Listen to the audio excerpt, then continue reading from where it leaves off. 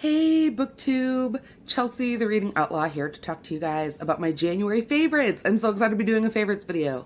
For those of you who watched my goals announcement video, this is something that I've wanted to start doing for a while, and I'm really excited to get the chance to talk to you guys about some of the things I loved in January that weren't books. I've already talked to you guys a bunch about the books that I've been loving in January, but there are other things too going on as always. So I have a list, and it's very loosely organized into like other media, music, general stuff, and then products. So I'm just going to kind of go down it. I only have a couple for each one. So yeah, in terms of other media that's not books that I've been consuming that I'm really loving, the first one is kind of a cheat because it's bookish related, and that is NetGalley. NetGalley is a service that allows you to create a profile and go on and request advanced reader copies from publishers and different publishing houses, and then read, rate, and review those books on NetGalley to then get more books on NetGalley. It's one of those things where the more you read and review and the better your profile percentage of reviewing, the more publishers might be inclined to actually give you e-arcs. And I'm mentioning this now because January is the time where I've been watching a lot of people's most anticipated of 2017 lists. And this is a really helpful website, and being able to run over and go and search a lot of those books and see if I can get an arc of them, which stands for Advanced Reader's Copy, before they come out. So I really, really love this website. I think it's fairly intuitive. It links up to things like your Kindle really well. So yeah, I just really, really am loving it, and it's come in really handy in terms of tracking things down this month. The other piece of media that is visual that I've been watching all the time is The West Wing. And like, if you know me, you will know that I have very deep West Wing feelings, like almost all the time. But considering that I have kind of Star Trek'd myself out, I've rewatched Star Trek TNG like twice in a row now, I needed something else that was also super like uplifting and hopeful and positive. And yeah, so I went with The West Wing, and I love The West Wing. We can talk more about why if you want to in the comments, but I love that show. Jeb Bartlett 2022, is that where we're at? 16? 20. No, I'm not good with math. I understand it's fictional. I understand Martin Sheen's almost dead, but ooh, that might be harsh. I take it back. Sorry. It's 2017. Don't take Martin Sheen.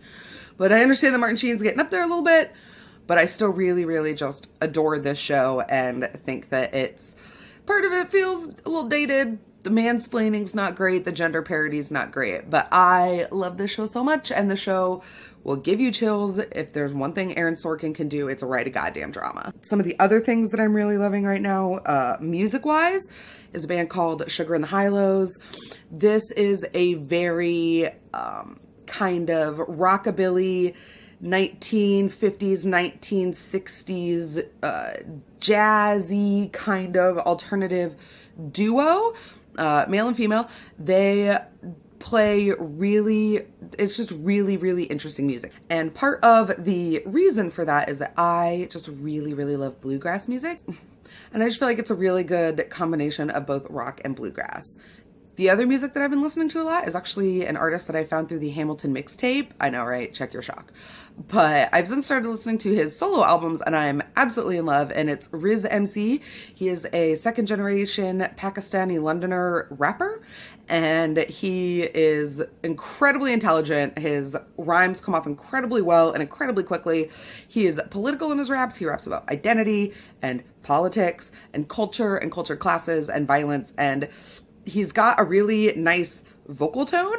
His British accent comes across really well in his rapping, and that makes it a very pleasing listening experience, in addition to being like an incredibly intelligent rapper and a man who seems to have a lot of really valuable things to say.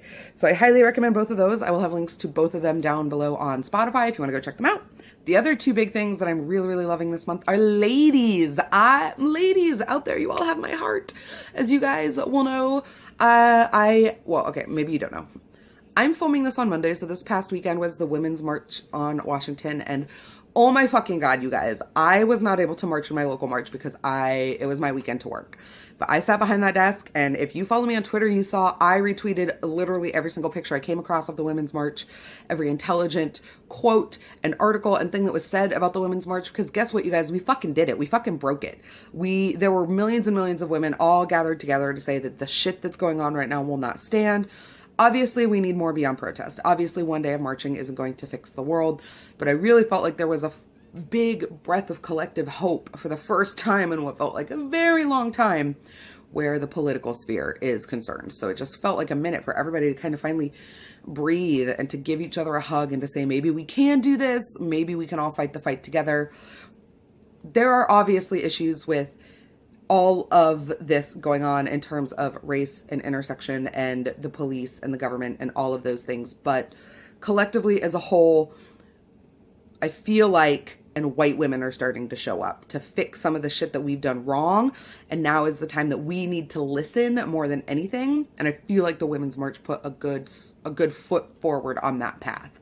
The other thing I'm really loving is just some of my great lady friends, man. There are a lot of things going on right now in the background, big dreams and big goals and big plans. And it's a lot of moving pieces, but all of the women that I work with are compassionate and intelligent and kind. And it just means that we're able to get these big things done with each other, independent of the families we may have or the actual paying jobs that we might be working. And it's just so wonderful. If you haven't found your people yet, please go find your people. They are out there and they are waiting for you. And when you find them, it will be fucking magic, y'all.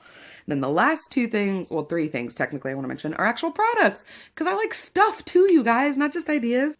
The first things are these NYX Liquid Shine lipsticks. I have two of them.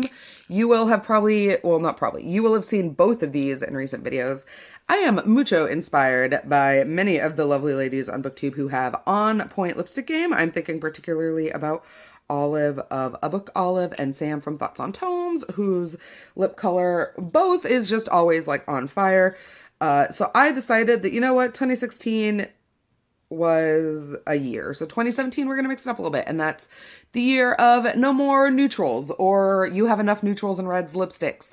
Let's branch out a little bit. So there are swatches for both. This top one is the blue one, and this bottom one obviously is the brown one.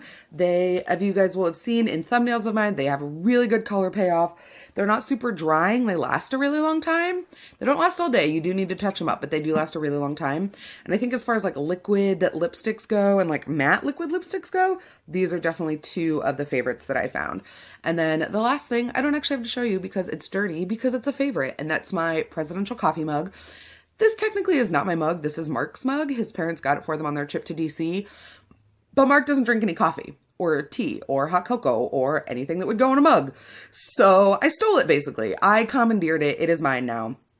I will insert a picture of it here once it's actually clean and out of the dishwasher. It's essentially just a mug that his parents got at the Smithsonian, and it has a bunch of presidents and a bunch of quotes on it. I don't love that there's an Andrew Jackson quote on there. We can just kind of ignore that one, but it's got Washington and Jefferson and Lincoln, and it's quotes all about patriotism and liberty and America and what all of those things mean. And it's just nice to have a little reminder of where all of this shit kind of started and where all of this stuff takes root. It's very inspirational. It's one of my favorite early morning get shit done mugs.